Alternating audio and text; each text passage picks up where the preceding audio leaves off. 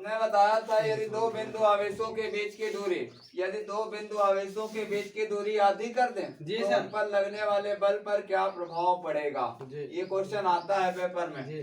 सवाल ने कहा है यदि दो बिंदु आवेशों के बीच की दूरी आधी कर दें। दूरी को कैसे से डिनोट करते हैं? स्मॉल आर से। कैसे डिनोट करते हैं? स्मॉल आर से। माना पहले आवेश की दूरी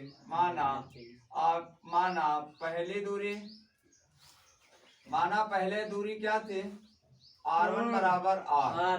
अब सवाल ने कहा है R2 कितने कर दें? R/2। पहले दूरी जो R थी उसी को हमने क्या कर दिया? R/2। ये सवाल कहता है दो आवेशों के बीच की दूरी आधी कर दी जाए, मतलब पहले R थी फिर कितनी हो गई? R/2। तो कह रहा है उन पर लगने वाले बल पर क्या प्रभाव पड़ेगा। मतलब हमसे काहे की वैल्यू फाइंड करने के लिए कह रहा है? बल की। काहे की? बल की। कैसा बल? F1 की F2। अब ध्यान से सुनो, अगर हम R1 करेंगे तो F1 ठीक, और R2 करेंगे तो F2। क्यों? सवाल ने कहा है दूरी आधी करने पर बल पर क्या प्रभाव पड़ेगा, मतलब F2 की वैल्यू हमको फाइंड करनी। समझ में आया सवाल? अब ध्यान से सुनो, हमने कूलाम का नियम पढ़ा था क्या? F बराबर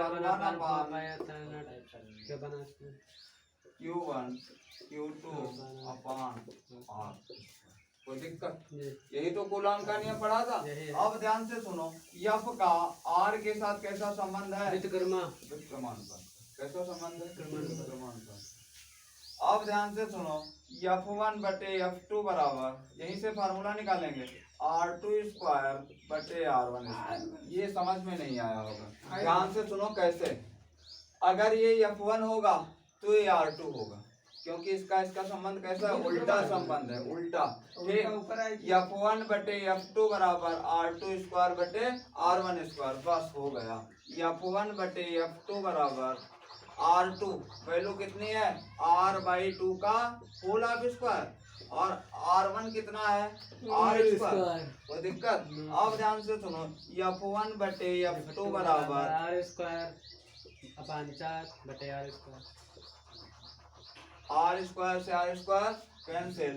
F1 बटे F2 बराबर 1/4। कोई दिक्कत? हमसे वैल्यू काहे की कह रहा है? दूरी आधी करने पर बल पर क्या प्रभाव पड़ेगा, मतलब F2 की वैल्यू कह रहा है। बताओ ठीक, हम क्रॉस गुणा कर देंगे, कैंची गुणा जिसको बोलते हैं। F2 बराबर 4F1। कोई दिक्कत? समझ में आया?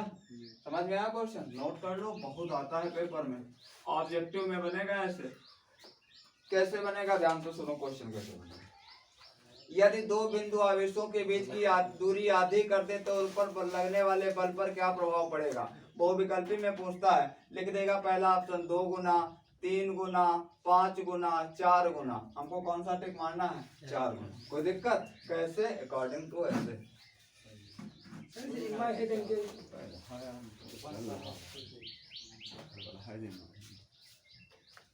बता दें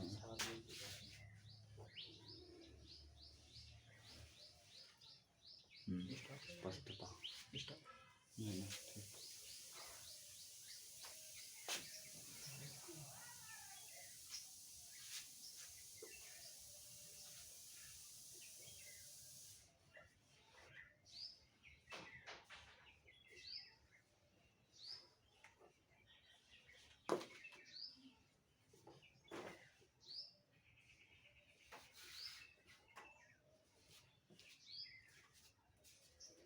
ऐसे क्वेश्चन बहुविकल्पी में पूछे जाते हैं।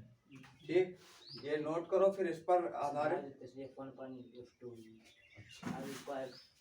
देखो, हमने कूलाम का नियम पढ़ा था, यह बराबर 1/4πε0 Q1 Q2 अपॉन R²। इतनी बात सबको आती होगी। अब सुनो, F का R के साथ व्युत्क्रमानुपात का संबंध है, उल्टा संबंध है, जबकि Q के साथ कैसा संबंध है? समानुपात का। ठीक, हमको रिलेशन काहे में बनाना है? R में, क्योंकि वैल्यू काहे की दी है? R की सवाल में। ठीक, F व्युत्क्रमानुपाती 1/R²।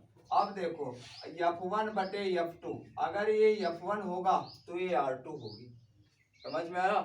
क्यों? क्योंकि इसका कैसा संबंध है? व्युत्क्रमानुपात का। अगर यहीं पर Q होता तो F1 बटे F2 बराबर Q1 बटे Q2। क्यों? क्योंकि इसका संबंध कैसा है? समानुपात। अब समझ में आओ, और स्क्वायर लगा इसलिए स्क्वायर लगा दो। कोई दिक्कत? बस जल्दी जल्दी नोट करो फिर न्यूमेरिकल स्टार्ट करें। हो गया। अब ध्यान से सुनो, कभी कभी सवाल में लिख देगा ये आधी दूरी, ना लिखकर उसका मोड़ नहीं हुआ, उसने नहीं लिखा आधी दूरी, लिख दे दोगुनी कर दे जाए। कितनी कर दी जाए? दोगुनी कर दी जाए। तब भाई R2 की जगह 2R लिख देना, सॉल्व कर देना, खत्म क्वेश्चन। कोई दिक्कत? अब सुनो, कभी कभी सवाल में दूरी की वैल्यू पूछेगा और बल की वैल्यू दे देगा। लिखो एक क्वेश्चन,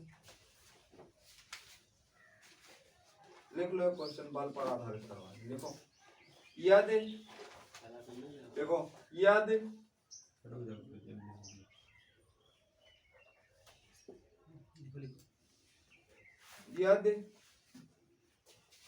यदि यदि दो बिंदु आवेशों के बीच, यदि दो बिंदु आवेशों के बीच, यदि दो बिंदु आवेशों के बीच लगने वाले, यदि दो बिंदु आवेशों के बीच लगने वाले बल का मान, लगने वाले बल का मान, लगने वाले बल का मान, लगने वाले बल का मान, सुशांत आगे, तुम भी आगे और आगे।